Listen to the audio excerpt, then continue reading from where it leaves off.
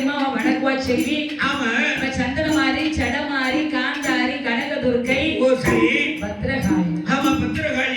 8 பேர் எப்படி இருக்கா பாத்தியா? 8 பேரும் ஒவ்வொரு இருக்கிறாங்க. 8 பேரையும் பார்த்த பார்வதி மாரியம்மா அழக போல அழக போல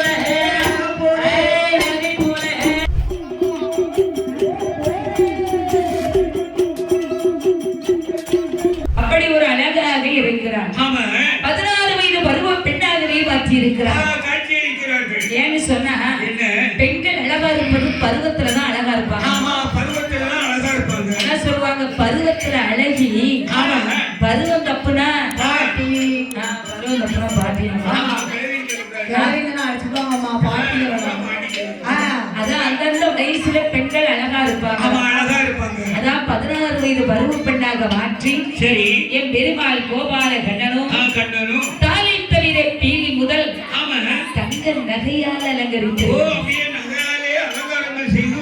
உச்சியிலிருந்து உள்ளங்கால் வர அம்மாவுக்கு தங்க அணிகலன்கள் பூட்டி இருக்கிறார்கள்.